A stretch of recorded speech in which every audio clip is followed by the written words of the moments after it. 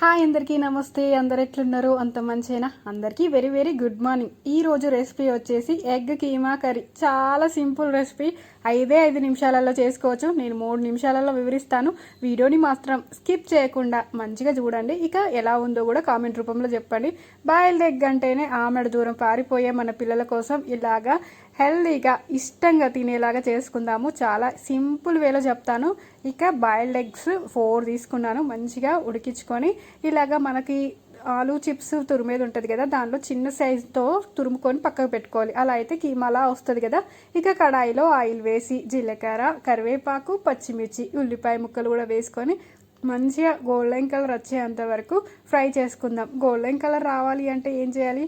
కొంచెం చిటికెడంత ఉప్పు వేస్తే తొందరగా కలర్ చేంజ్ అయ్యి మంచిగా తొందరగా అయిపోతుంది అన్నమాట. అందుకని నేను కొంచెం మాత్రమే ఉప్పు వేసాను. మళ్ళీ తర్వాత రుచికి తగినంత ఉప్పు వేసుకుందాము. ఇదిగోండి, కొంచెం మాత్రమే వేసాను అన్నమాట.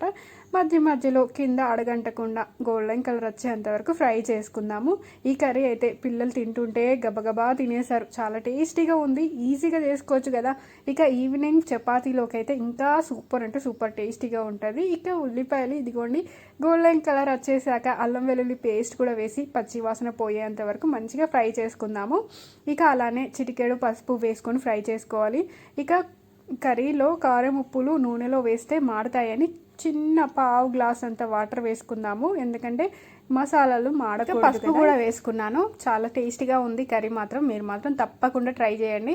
ఎలా వచ్చిందో కూడా నాకు కామెంట్ రూపంలో చెప్పండి. ఇలాంటి హెల్దీ రెసిపీస్ సింపుల్ వేలో చేయడానికి నా ఛానల్ని సబ్ చేసుకోండి కొత్త వాళ్ళైతే.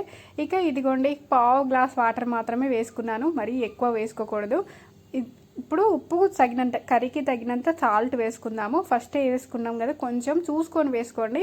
సాల్ట్ వేసుకొని కారం తగినంత, ఇంకా నేను ధనియాల పొడిలోనే గరం మసాలాలు వేసాను అనమాట. ఆ పౌడర్ కూడా వేసేసుకొని 1 నిమిషం ఫ్రై చేసుకుందాము. ఇక తురిమి పెట్టుకున్న ఎగ్ మిశ్రమాన్ని కూడా వేసుకోవచ్చు మంచిగా. ఇప్పుడు ఇవన్నీ మంచిగా ఫైన్గా ఫ్రై అయ్యాక ఎగ్ మిశ్రమం వేసుకొని, ఇక మసాలాలు మంచిగా ఫ్రై అయిపోయాయి కదా, ఇప్పుడు ఎగ్ మిశ్రమం కూడా వేసుకొని మసాలా మొత్తం ఎగ్గులో కలిసిపోయేలాగా ఫ్రై చేసుకుందాం. బాగా ఫ్రై చేసుకోవాల్సిన అవసరం కూడా లేదు.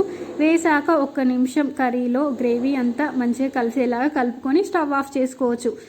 బాయిల్డ్ ఎగ్ను బాగా ఫ్రై చేసుకుంటే హెల్దీనెస్ పోతుంది కదా, అందుకని ఇదిగోండి కొంచెం సేపు మసాలాలు అంతా కలిసేలాగా కలుపుకొని స్టవ్ ఆఫ్ చేసుకొని వేడివేడి అన్నంలో తింటే చాలా టేస్టీగా బాగుందన్నమాట. ఇంకా చపాతీలోకి అయితే ఇంకా బాగా అనిపించింది. ఫుల్ వీడియోస్ని చూసి చాలా మంచిగా నాకు రెస్పాన్స్ ఇస్తున్నారు. చాలా మంచి కామెంట్ పెడుతున్నారు. ఇలాంటి సపోర్ట్ నాకు ఎప్పుడు ఉండాలి.